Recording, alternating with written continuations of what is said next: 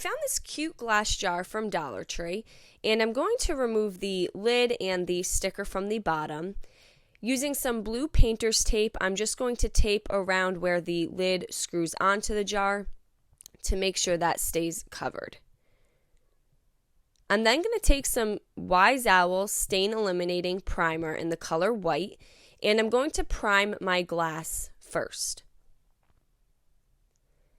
Wise Owl Stain Eliminating Primer comes in a couple other colors such as clear, light gray, dark gray, and the white. Now I'm going to allow that to fully dry. I have some Wise Owl Goldenrod, and once the primer is dry, I'm going to paint the goldenrod in a nice good coat on top of the primer.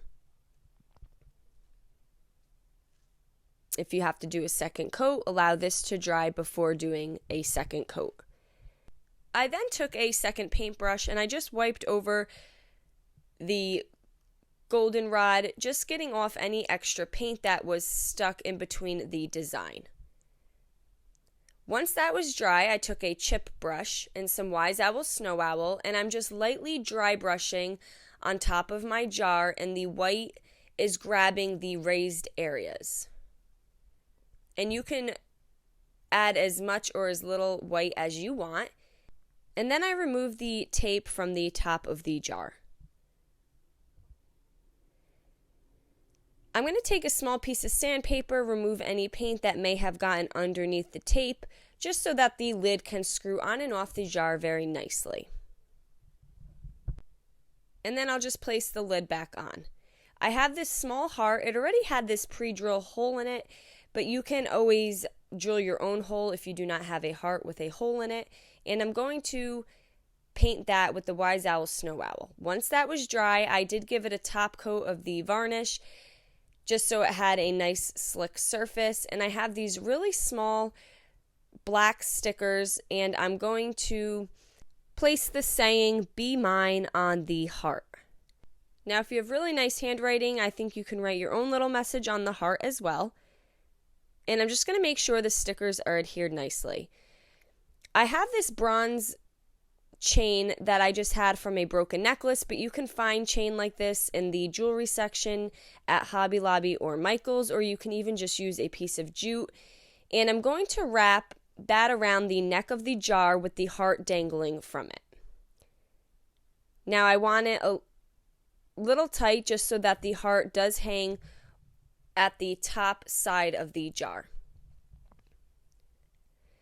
I'm going to take more chain and add it behind the heart, and I just have needle nose pliers to help me just open the little links in the chain. And then I have these nice little pendants that I had grabbed from Hobby Lobby, and the first one here is a cute little bee. And I'm going to hang that from the second piece of chain that we just added.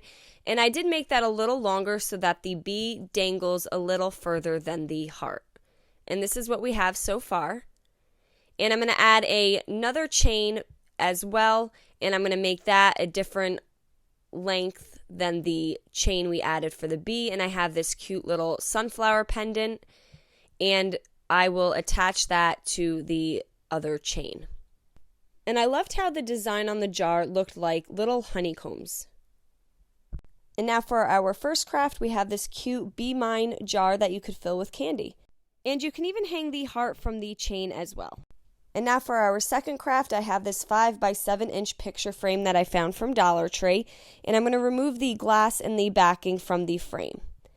I'm then going to remove the black metal pieces that hold the glass and picture in place. And I'm going to take all 4 of those off. I have these small popsicle sticks that are the perfect length and fit perfectly on the back side of the frame. And I'm going to go down the entire frame using the popsicle sticks and making a new back for the frame.